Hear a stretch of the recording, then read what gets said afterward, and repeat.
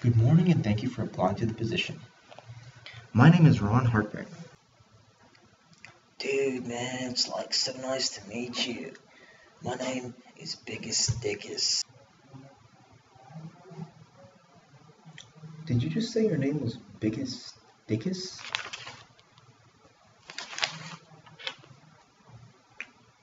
Well, nice to meet you, Biggest Dickus. Yeah, man. Like, why would I lie?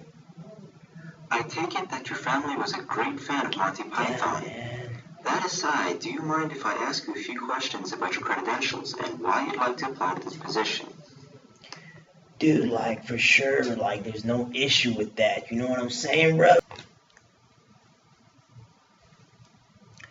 Regardless, I see here that you passed math, science, and history with extraordinary numbers. Although I do see that you failed language arts like 6 times. Is there any reason for that in particular? Yeah, man. I read at a third grade level. You know what I mean? I see. And why do you read at a 3rd grade level? Like, dude, why does anyone read at a third grade level? Dude, I'm just a failure in language arts. It's too hard. It's not for me. Well, maybe I can help you with that, Mr. Dickus. Would you like a few pointers? Well, yeah, man, if it helps me get the job, like, why not?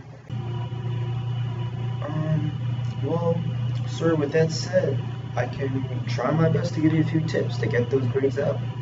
I don't see you getting the job with a score like this, but maybe you can come back next time and you can try again. The first main issue that most people have when reading is they don't know what they're reading for. For example, most people just read to read. They read for fun. They read for pretty much nothing. Dude, that's like useless, bro. How are you supposed to read? You know what, Mr. Dickus? That is a very good question.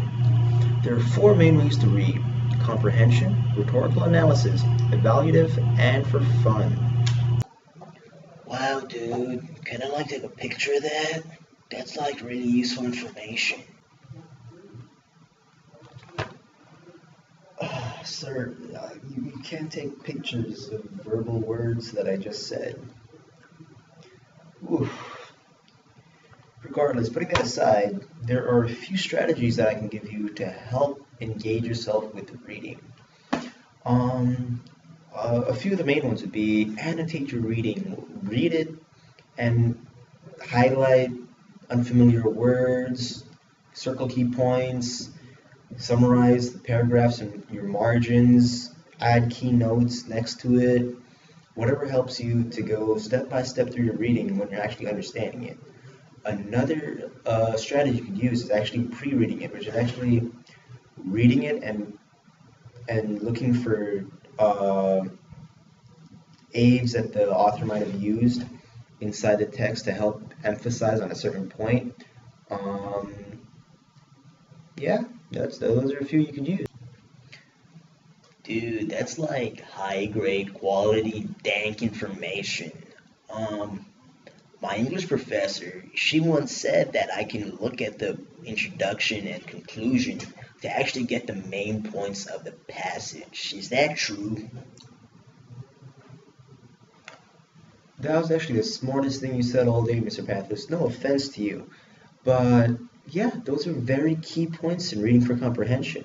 Now that we've slightly covered reading for comprehension, we can probably go on to rhetorical analysis. Rhetorical analysis is when you use logos, ethos, and pathos to help understand the author's point of view. Because when you're reading, you don't exactly automatically understand what the author's trying to get across. But by using these strategies, it can really, really help you. So, dude, what you're pretty much saying is that if I look at the words he uses and I look at his bias, I can probably like understand his point. And once I understand his point, I'll get to understand his stance more. Is that what you're saying, man? Wow, that was, you're not actually as stupid as I thought you were. No offense to that, by the way. But, I was actually reading an article by Maria Esponanza about legal immigration. And I can use a passage from this as I guess you could see an example. Because upon reading the first paragraph, you could actually tell the bias that this text had. It says, most Americans have probably heard the line that immigrants are less likely than native-born Americans to commit crimes. That claim, perpetrated so persistently by the media and open border advocates, is often accepted as truth, but it's bellied by some stubborn facts. Dude, to be honest, no need to go on anymore, man. I can definitely see how you use conjunction to rhetorically analyze her text and see her bias and how her stance is on the essay. Like, bro, to be honest, I'm not who I seem I am. I'm actually an investigator from HR to actually investigate our recruiters and how they actually turn away many people that are actually have high potential and can definitely benefit our company.